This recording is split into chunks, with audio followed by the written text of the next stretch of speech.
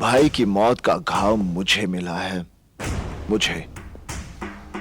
कानून के लिए आकाश की मौत एक केस है जिसे एक नंबर दे दिया जाएगा और फाइल बंद कर दी जाएगी।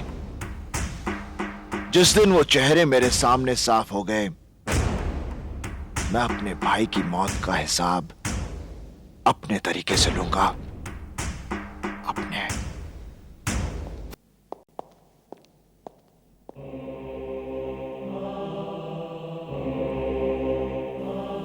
क्या बात है?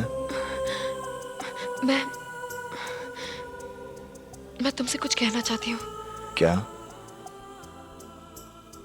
आज बड़ी मुश्किल से हिम्मत जुटा पाई हूँ ये कहने के लिए कि मैं तुमसे प्यार करती हूँ। I love you. देवा, देवा मेरी बात तो सुनो। देवा, अच्छे तो तुम मुझे पहले दिन से ही लगने लगे थे। धीरे धीरे जितना मैं तुम्हें समझती गई, उतनी ही गहरी जगह तुमने मेरे दिल में बना ली। देवा। जया, तुम जानती हो मेरी जिंदगी क्या है। मेरे साथ सपने जोड़ने का मतलब समझती हो? कल पुलिस के हाथों मारा जाऊं या दुश्मन के, मेरे साथ कुछ भी हो सकता है। मैं जानती हूँ देवा, भगवान को जितने दिन हमारा साथ मंजूर है उतने दिन मैं तुम्हारे साथ जीना चाहती हूँ। नहीं, ये नहीं हो सकता। ये हो सकता है। अगर तुम चाहो तो सब कुछ हो सकता है। देवा, एक बार अपने दिल में प्यार जगा लो। देखो, जिंदगी एक नया मोड़ ले लेगी। देवा। बकवास बंद करो। तुम जानती हो मेरी लड़ाई क्या है, मेरा मकसद क्या है। मैं तुम्हें अपनी जिंदगी के साथ जोड़कर अपनी लड़ाई कमजोर नहीं करना चाहता। हाँ हाँ, मत जोड़ो मुझे अपनी जिंदगी से। तुम्हारी जिंदगी, तुम्हारा मकसद सिर्फ खून, मौत और इंतकाम है। अरे नफरत की मशाल जला रखी है तुमने अपने अंदर। तुम किसी से प्यार नहीं कर सकते, किसी से नहीं।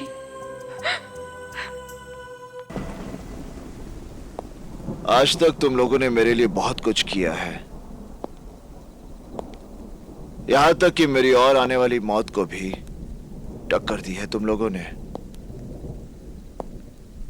अब मैं चाहता हूं कि तुम लोग। क्या करना है हम लोगों को? चाहता हूं होटल और दूसरे धंधे जो कानूनी तौर से सही हैं, उन्हें तुम सब संभालो। धंधे हम संभाले? मतलब कहीं तुम हमें छोड़ना तो नहीं चाहते? मैं अपने लिए तुम लोगों की जान खतरे में डालना नहीं चाहता। देवा, ये बात कह के तूने हम सबको बहुत छोटा बना दिया, और ऐसे वक्त पर अपने धंधे और कारोबार हमें देकर हमारे काम की कीमत दे रहे हो तुम। रशीद, मेरा मतलब। रशीद ठीक कह रहा है। सुख दुख एक साथ बांटने की कसम खाकर तुमने अपना दुख अलग कैसे कर लिया? देवा, देवा, तुमने आज बता दिया। हम तुम्हारे साथ नहीं थे, सिर्फ तुम्हारे लिए काम कर रहे थे। मनी, सर मैं इंदर बोल रहा हूँ। हाँ बोलो इंदर। सर आपको याद होगा, मैंने आपको बताया था कि ड्रग माफिया के रिलेशंस हमारे कुछ एक खास मिनिस्टर्स के साथ हैं। सर उनकी एक सीक्रेट मीटिंग के बारे में मुझे अभी अभी खबर मिली है और मैं चाहता हूं कि आप जरूर वहां पर पहुंच जाएं। उनकी गिरफ्तारी के वक्त आपकी मौजूदगी बहुत जरूरी है। मैं आऊंगा इंदर। कहाँ आना है मुझे? डेल्टा टावर, ठीक 11 बजे। हेलो देवा। हाँ बोल इंदर।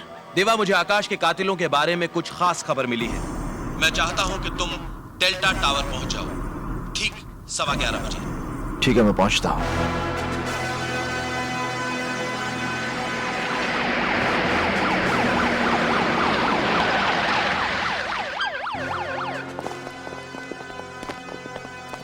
आप लोग यहीं रुकिए। Okay sir.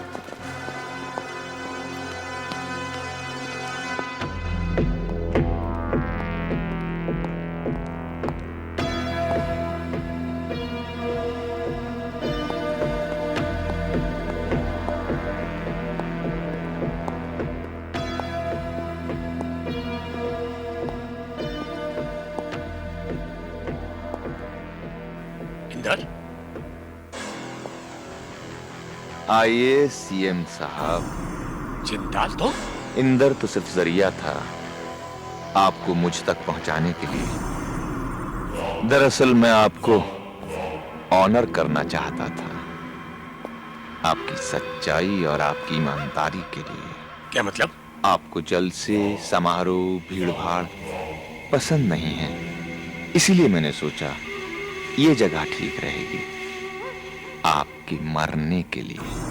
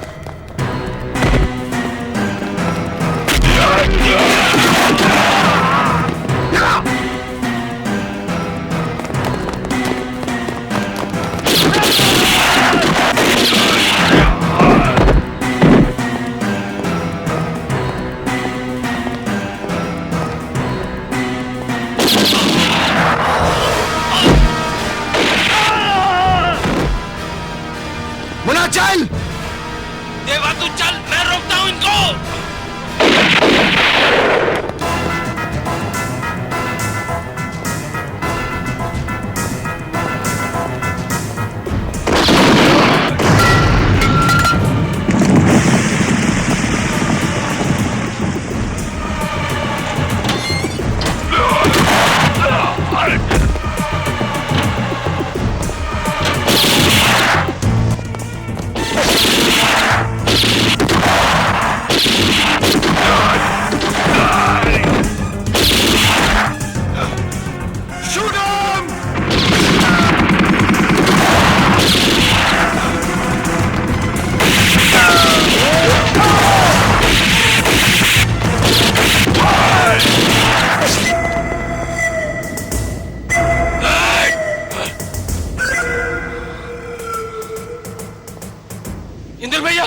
इंद्र भैया, देवा देवा वो तो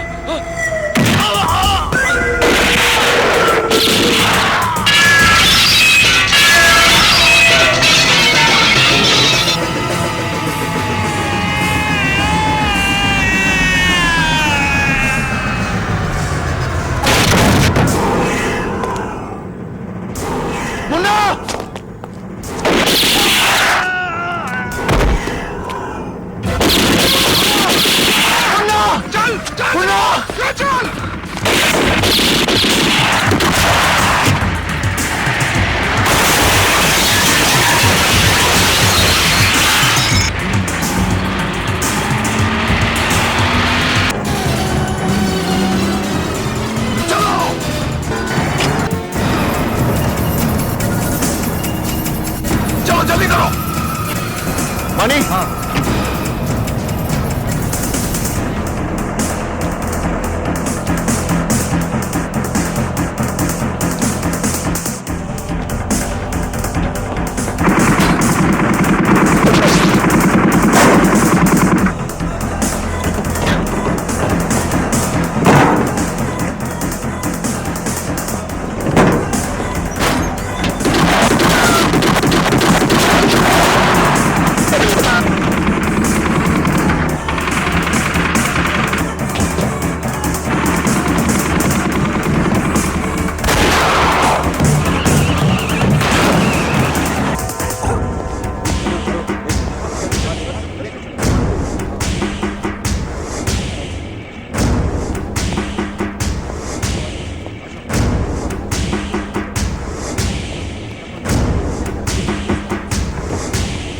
मनी, डॉक्टर का बंदोबस्त करो। हाँ देवा।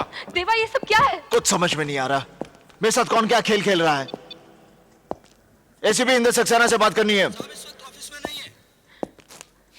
देवा मैं पूछती हूँ ये सब क्या है? जया, इंद्र ने बुलाया था मुझे वहां पर।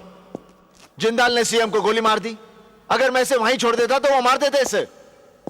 मगर जिस हालात में मैं वहां से निकला हूं, पुलिस तो यही सोचेगी कि मैंने मारा इसे।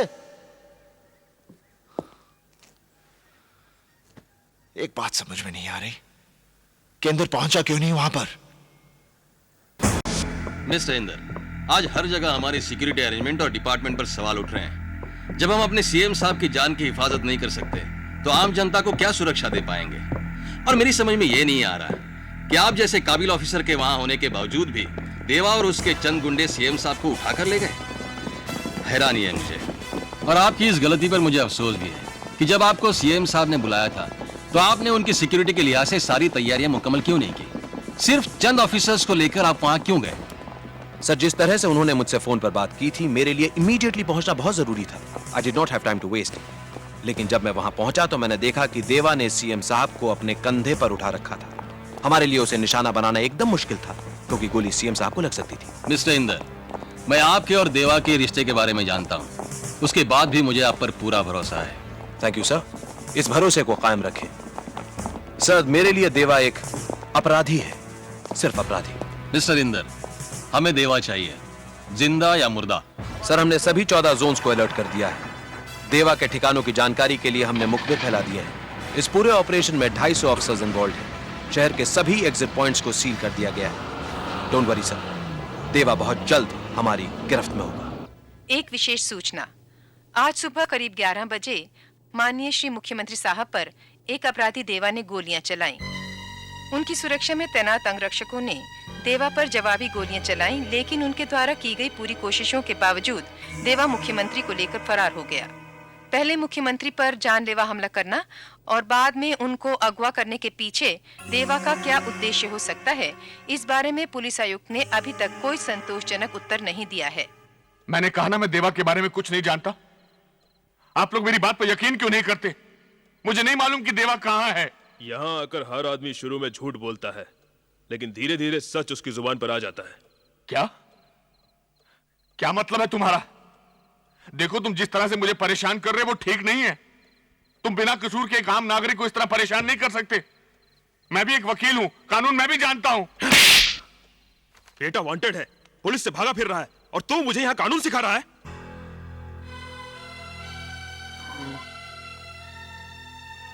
ये तुमने ठीक नहीं किया ऑफिसर।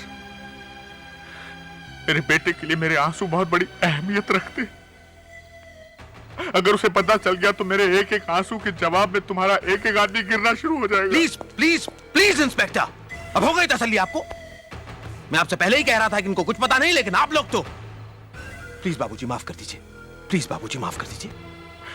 मैं एक ईमानदार आदमी हूं इंदर बेटा। मैंने जिंदगी में आज तक झूठ नहीं बोला। देवा कहा, ये मुझे तो क्या मेरे घर के किसी सदस्य को भी मालूम नहीं है। मैं जानता हूं बाबूजी। नहीं मालूम। भैया, क्या हुआ? आपके बारे में टीवी में बता रहे हैं। क्या बता रहे हैं? आपके बारे में जो भी बताएगा उसे इनाम मिलेगा। तुझे नहीं चाहिए इनाम? नहीं देवा भैया, हमें नहीं चाहिए इनाम। अब तक मिली सूचना के मुताबिक पुलिस देवा की तलाश नहीं कर पाई है। शहर में पुलिस व्यवस्था देखिए मैडम, मैंने इनकी गोलियां निकाल दी हैं। इनकी हालत बहुत सीरियस होती जा रही है। इन्हें हॉस्पिटल ले जाना बहुत जरूरी है, वरना ये मर भी सकते हैं। डॉक्टर साहब आपको कितनी दफे समझा चुके हैं कि इनको हॉस्पिटल नहीं ले जा सकते। तो ठीक है, आप जो ठीक समझे करें। अब मैं यहाँ और नहीं ठहर सकता, मैं यहाँ से जाना चाहता हूँ बस।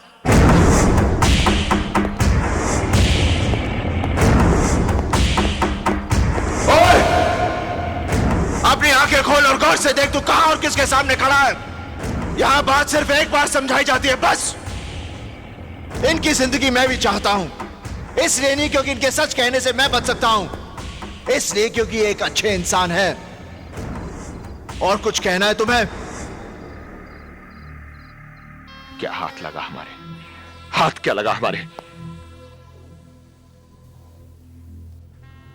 छोटे भाई जैसा दोस्त लाल भी मारा गया, और देवा का तुम कुछ नहीं बिगाड़ सके।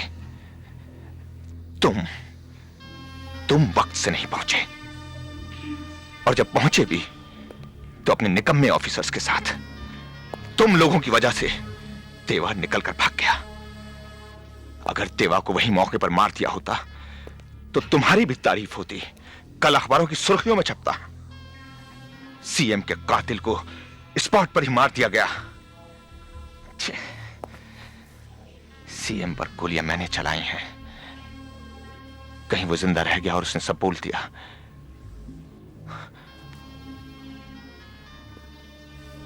अगर मुझ पर जरा सी भी आंच आई तो समझ लेना इंदर सक्सेना। जिंदाल साहब, काम तो आपने भी अपना पूरा नहीं किया। सीएम को मारने की जिम्मेदारी किसकी थी? आपकी। लेकिन आप चूक गए। चिल्लाओ मत इंदर सक्सेना। चिल्लाने की औकात नहीं है तुम्हारी। तुम्हारी पोजीशन तुम्हारे दफ्तर में होगी। यहां जिंदाल। रिलैक्स जिंदाल साहब प्लीज। बात पोजीशन की नहीं, मेरा कहने का मतलब यह है कि जो कुछ भी हुआ वो। Hello hello. इंदर जिंदाल के सामने इस तरह?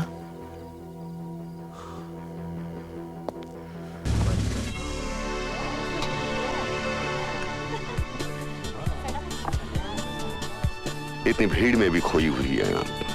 Nice quality. Colonel Rathi. Hi, Mrs. Chawla. Hello hello. This is Sophia, my assistant and companion. Hello Sophia, how are you? बैठने की इजाजत नहीं मांगूंगा। तकल्लुफ ने आदमी को इतना अजनबी कर दिया है कि लोग अपनी अपनी दुनिया में कैद होकर रह गए हैं। हम फौजी लम्हा दर लम्हा जीते हैं। तकल्लुफ के लिए हमारे पास फुर्सत ही नहीं है। वो शादी का इश्तिहार मैंने ही दिया था और ये मेरी खुशकिस्मती है कि आपने उसका जवाब दिया। देखिए, जिंदगी की खुशियां इश्तिहार देकर ढूंढनी पड़ती हैं। दरअसल चावला साहब की मौत के बाद मैं बहुत अकेली हो गई थी, इसलिए मैंने आपके। वैसे तो शादीशुदा हम भी थे। Oh really? फिर क्या हुआ? इंदिरा जी की हत्या के बाद दिल्ली में जो सिखों के घर जलाया उसमें से एक घर हमारा भी था। Oh no. हमारी आवाम की ये पुरानी आदत है। महात्मा गांधी जी की हत्या के बाद बम्बनों के घर जलाए, इंदिरा जी की हत्या के बाद सिखों को जलाया। अंधी हो जाती है हमारी आवाम भावनाओं में बहकर। क्या लेंगे आप? इंदिरा जी ने भी यही सवाल किया था, क्या लेंगे आप? हमने जवाब दिया था, गोलियां, बारूद और जख्म। 71 के वॉर के वक्त। आप 71 की वॉर में थे? लाहौर से 20 किलोमीटर दूर। अगर इंदिरा जी एक इशारा करती तो लाहौर उठाकर उनके कदमों में फेंक देता, लेकिन समझौता हुआ, हमें वापस बुलाया गया। आप जानती हैं समझौते की इस स्याही में कितने सिपाहियों का खून शामिल होता है? Yes ma'am. 1 large dram with ice. जी सर। कर्नल, और कौन कौन सी लड़ाइयां लड़ी हैं आपने? एक फौजी के लिए हर लम्हा, हर सामना एक लड़ाई है। फिर सामने दुश्मन हो या किसी की खूबसूरत आंखें, जंग का मैदान हो या किसी का रेशमी जिस्म, हमारे हाथों में इतनी हरारत है कि किसी भी जिस्म को तराश कर ताजमहल बना दे। और उन्हीं हाथों में इतना बारूद ठूसा है कि मजबूत से मजबूत किले को भी तोड़ दे। आप किले को कैसे तोड़ते हैं कर्नल राठी?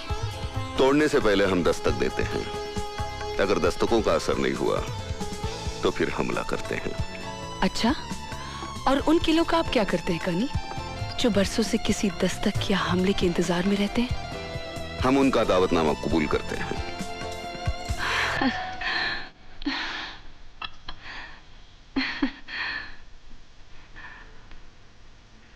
जनरल मानेकशॉ ने एक दिन मुझसे कहा था, राठी, औरतों पर कभी यकीन मत करना। मर्दों के लिए वो मौत होती है। कबूल करे तो शौहर बनाकर मारती है, ठुकरा दे तो दीवाना बनाकर। आप बहुत बड़े कातिल हैं। आपने सही पहचाना। आपके इरादे मुझे बहुत खतरनाक लग रहे हैं। खतरनाक लग नहीं रहे, खतरनाक हैं। अच्छा, क्या करना चाहते हो? आपका कत्ल। मुझे मंजूर है।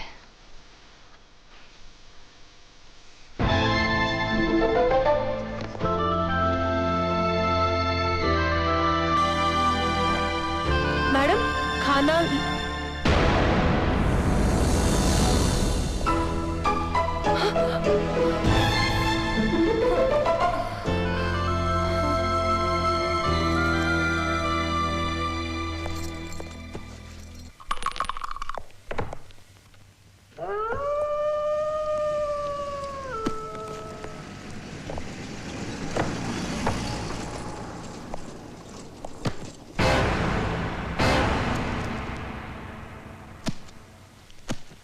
आज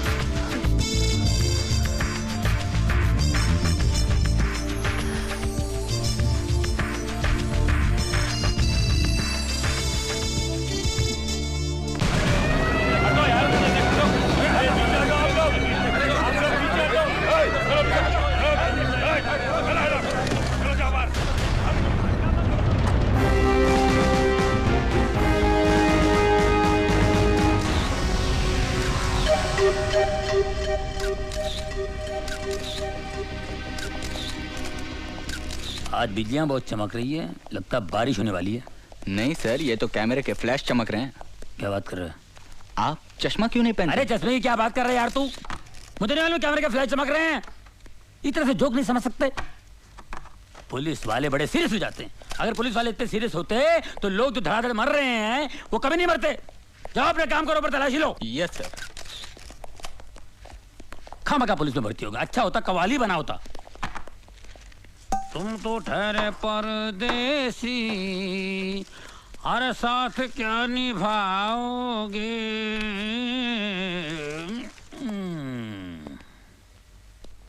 अरे इन अमीरों को पैसों की कोई वैल्यू ही नहीं है।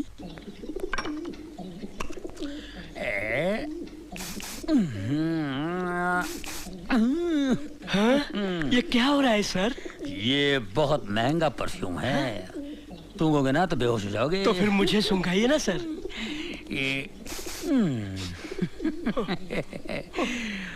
बेहोश हो गए ना।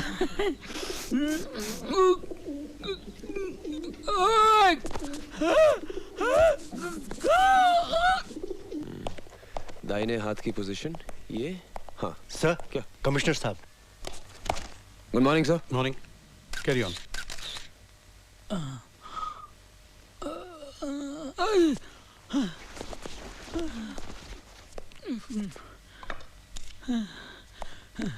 सर, मुझे लगता है it is an open and shut case. नौकरानी ने मौका पाकर मालकिन को बेहोश किया और खून कर दिया और फिर जेवरात लेकर भाग गई। सर ये बिल्कुल ठीक कह रहे हैं, लेकिन सर मुझे इस केस में एक तीसरे आदमी की मौजूदगी नजर आ रही है। अच्छा? एक मिलिट्री ऑफिसर। ये देखिए सर, सर ये जूतों के निशान हैं। ये जूते मिलिट्री के हैं, लेकिन ये आदमी मिलिट्री का नहीं था। क्यों? क्योंकि इस सोल का डिजाइन 1971 वॉर के बाद बनना ही बंद हो गया था। इससे साफ जाहिर है कि इसने जूते चोर बाजार से खरीदे हैं। ये देखिए सर, ये शराब के 2 गिलास हैं। इससे पता चलता है कि मिसेस चावला उस आदमी के इतने करीब थी कि उसके साथ खुलेआम बैठकर शराब पी सकती थी। वहां पर खाना है, इसका मतलब दावत भी थी। 1 मिनट सर, जरा ये सुनिए। इस कैसेट को सुनकर पता चलता है कि उस रात मिसेस चावला बहुत रोमांटिक मूड में थी। ये भी तो हो सकता है कि उस शख्स के जाने के बाद नौकरानी ने मिसेस चावला का खून किया हो। सर अगर वो मेहमान होता तो खाना खा के जाता। डाइनिंग टेबल पर प्लेट्स पड़ी, लेकिन खाना नहीं खाया गया सर। तो फिर ये भी हो सकता है कि उस शख्स ने पहले मिसेस चावला का खून किया और फिर नौकरानी को किडनैप किया हो। जी नहीं सर, उन प्लेट्स पर जो उंगलियों के निशान हैं वो उस नौकरानी के हैं। जाहिर है वही निशान इस स्टूल पर भी हैं जिससे कि मिसेस चावला का कत्ल हुआ है। गुड। यस रहीम खान। सर ये शीशी बेहोशी की दवा है। बेहोशी की दवा? हाँ, बहुत पावरफुल है सर। सर मुझे वही दवा लगती है जिससे उन औरतों को बेहोश किया गया। इसे लैब में भेज देना। ओके। निहाल, जब तुम इतना एनालिसिस कर चुके हो तो तुम ये भी जानते होगे कि खूनी कौन है? मैं जानता हूं सर। कौन?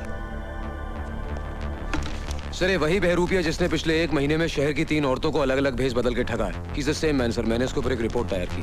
Good, very good. सर ये रही रद्दी, पेपर के एड पर निशान है, पढ़ो। पढ़ो।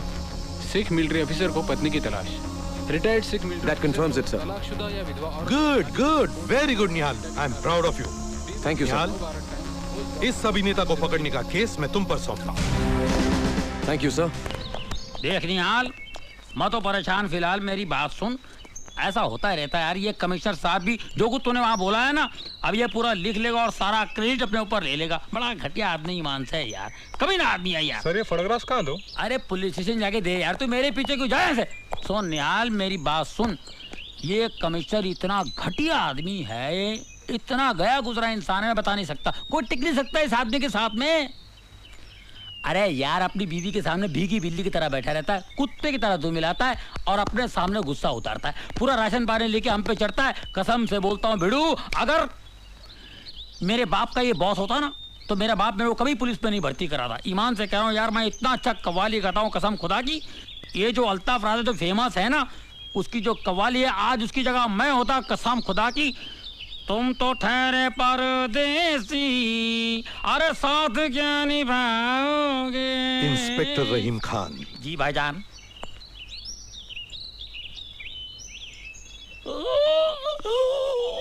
क्या हुआ?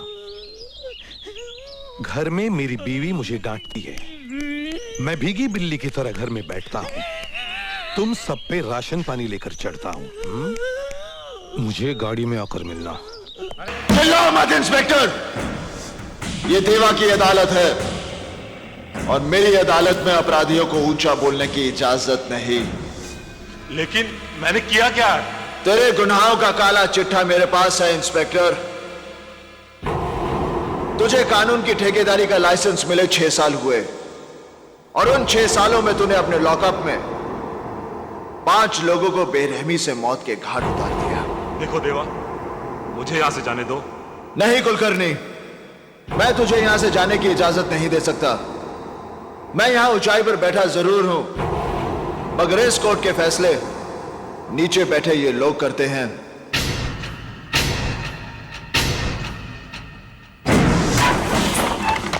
कुलकर्णी, तू गुनहगार है या बेगुनाह, इसका फैसला होना तो अभी बाकी है। अपराधी अपराधी अपराधी अपराधी अपराधी अपराधी अपराधी अपराधी। नहीं देवा, मैंने कोई अपराध नहीं किया, मैंने किसी को नहीं मारा। अब अगर मैं किसी को रिमांड पर लेता हूं और वो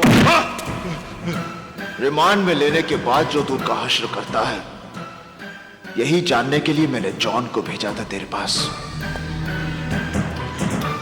कुलकर्णी, तूने मेरे 2 आदमी मारे, उनकी मौत तो मैं तुझे बख्श भी सकता हूं, मगर जिन 3 बेगुनाह लोगों को तूने मारा है, उनका तो गुनाह की दुनिया से कोई वास्ता ही नहीं था।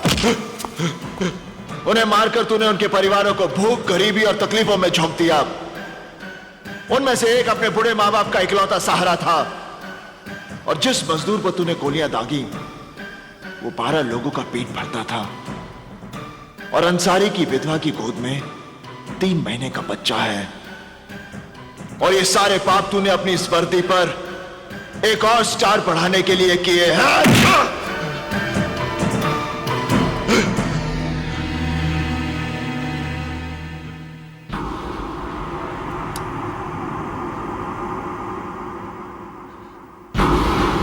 नहीं देवा, नहीं देवा, तुम मुझे नहीं मार सकते। तुम जानते हो हमारा डिपार्टमेंट। ये काम मैं उसी की भलाई के लिए कर रहा हूं। ये रिवॉल्वर सरकार ने तुझे बुराइयों को मिटाने के लिए दिया था, तूने इससे सिर्फ गुनाह किए हैं। नहीं देवा, ये रिवॉल्वर पहली बार कोई नेक काम करने जा रहा है।